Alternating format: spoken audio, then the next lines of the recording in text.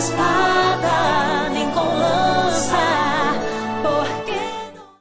Graça e paz do Senhor Jesus a todos, bem-vindos ao meu canal Palavra de Deus Diária. Hoje nós estamos gravando 1 Samuel, capítulo 23. É um dos capítulos que eu mais gosto. Não sei porque esse capítulo chama muito a minha atenção.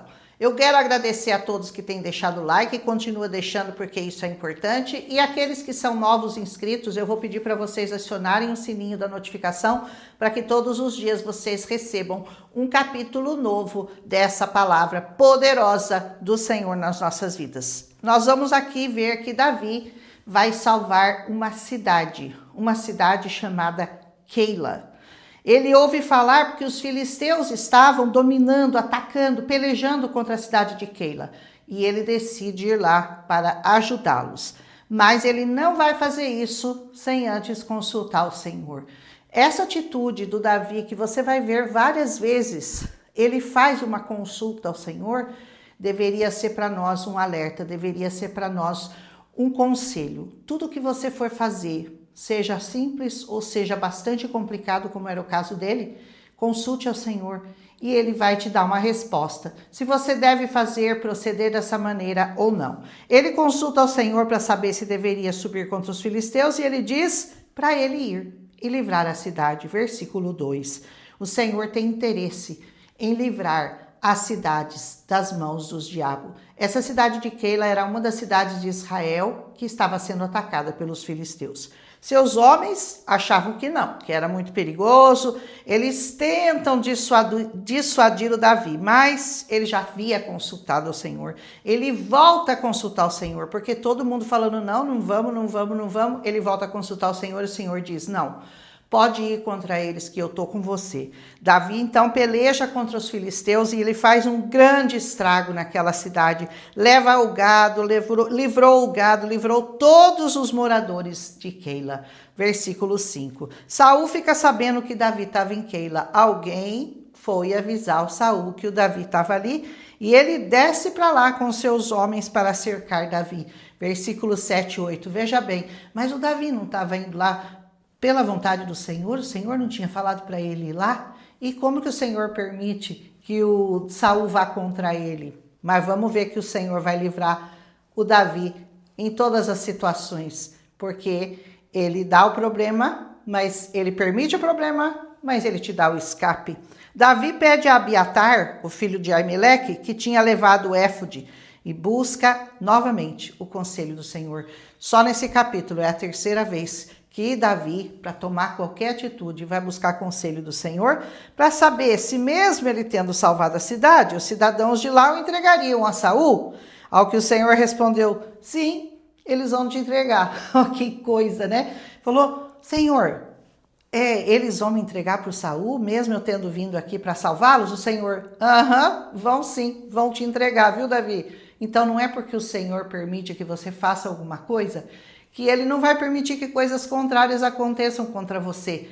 Mas você vai ver no final dessa história que o Senhor sempre tem um livramento. Isso está no versículo 11 e 12, que o Davi pergunta para Deus se mesmo ele tendo salvado a cidade, eles o entregariam? E o Senhor diz para ele, vão te entregar sim, Davi. Davi então foge de Keila e junta com 600 homens, e Saul, sabendo que ele já não estava mais em Keila, desiste de ir contra a cidade. Porque o Saul pensou, a cidade é cercada com muros de ferro, eu vou lá, vou fechar os muros, ele vai estar lá preso, não vai ter como fugir e eu vou pegá-lo. Mas não foi bem assim. Versículo 13. Davi então vai se abrigar no deserto chamado Zif, e Saul o procurava todos os dias, mas o Senhor não o entregava nas suas mãos. Veja bem, versículo 14, o número de homens que Saul tinha à sua disposição naquele lugar deserto, que com poucas cidades, e o Saul não conseguia colocar as mãos no Davi. Por quê? Porque a mão do Senhor era com Davi. Quando a mão do Senhor é com você, não existe inimigo que possa te derrubar. Então Jonatas vai até Davi e lhe confirma que ele reinaria sobre Israel, que ele não temesse Saul, porque o Senhor era com ele, e que o próprio Saul sabia disso. Versículo 17, olha que coisa. Até o Saul sabia que Deus era com Davi, mas ele não desistia de ir buscá-lo, de ir caçá-lo. Sabemos que isso não vai terminar bem para o Saul, porque quando você vai contra um ungido de Deus, contra um escolhido de Deus, certamente você vai ter uma derrota na sua vida. Então os zifeus vão contar a Saul que Davi estava lá, no deserto de Zif, entre eles, e indicam para ele o lugar. Versículo 19. Saul os abençoa por terem se compadecido dele, pede que sejam seus informantes do paradeiro de Davi, dos esconderijos que ele usava, e vão juntos para caçá-lo. Versículos 22 e 23. Porém, Davi já havia fugido para o deserto de Maom. Ele ficava mudando de lugar, de deserto. A vida do Davi nesse período foi só de correr, escapar, se esconder contra a fúria de Saul. Ele se escondeu na campina à direita de Gesimon, deserto de Maom, versículo 24. Saul é informado e vai para lá, consegue cercar Davi com seus homens. E agora? Versículo 25 e 26. O Davi está cercado. Não tem mais quem possa ajudá-lo. Os homens de Saul chegaram até lá. Não há ninguém que possa livrá-los. Será? Não há ninguém que possa livrar o Davi dessa circunstância? Porém, aqui acontece, um mensageiro vem avisar a Saul de que os filisteus tinham invadido suas terras e Saul tem que desistir da perseguição a Davi e ir ao encontro dos filisteus. Ele fala, bom, eu estou aqui perseguindo o Davi, mas o Davi é um e eu preciso livrar a minha terra, preciso livrar meu povo. E ele tem que fazer essa escolha entre continuar perseguindo Davi ou ir lá livrar o seu povo da mão dos filisteus. Por isso, diz que aquele lugar ficou sendo chamado de Rochedo das Divisões, porque ali houve uma divisão. O Saul teve que fazer uma escolha entre livrar o povo ou perseguir, continuar perseguindo e matar a Davi. Como você vê, Deus protege Davi de todas as maneiras. Muitas vezes a gente se sente como Davi, não é verdade? Perseguido pelas aflições, pelas dificuldades da vida, dificuldades emocionais, dificuldades físicas, dificuldades financeiras, dificuldades espirituais. Muitas vezes a gente se sente assim, perseguido, como Davi estava nesse momento da sua vida. Nós nos sentimos nesse deserto de Zion, como diz, Zion.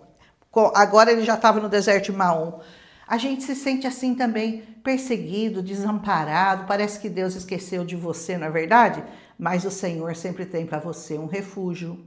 Ele sempre tem uma escapatória, ele sempre tem uma solução. Ele tem um lugar seguro contra os seus inimigos. E o lugar mais seguro para você estar são a oração, os lugares seguros para você estar. A oração, o jejum, a busca da madrugada, a persistência, o conhecimento dessa palavra, que é o que você está fazendo agora. Você está buscando conhecer essa palavra, o partir do pão, estar congregado, estar em união com os irmãos. Tudo isso são as coisas que ajudam, que auxiliam e que permitem que Deus possa te proteger. Deus não tem como te proteger se você não ora, se você não busca, se você não congrega, se você não jejua, se você não medita nessa palavra.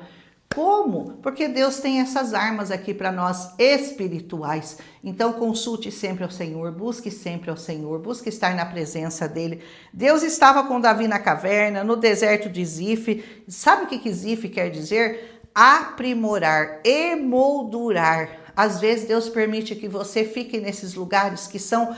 Parece, mas Senhor, estou fazendo tudo certo, vim aqui para livrar a cidade, consegui livrar a cidade e agora eu estou nessa situação. O Senhor quer te emoldurar, Ele quer te aprimorar e é nessas situações de provação, é nesses momentos difíceis que o Espírito Santo nos molda, nos emoldura, nos aprimora, nos transforma, nos fortalece para que nós possamos continuar seguindo em frente e lutando as nossas batalhas. Então, se você está no deserto, mas se você está buscando ao Senhor, é porque Ele tem com certeza um lugar forte, um lugar seguro para você. Abrigue-se lá, abrigue-se nos braços do Senhor e ainda que você esteja cercado de exércitos como Davi estava, o Senhor te guardará e te livrará. Amém? Creia, busque e confie. Esse é o meu conselho para esse capítulo que parece tão difícil do Senhor dar o livramento, mas o Senhor tem poder para te dar livramento em qualquer circunstância.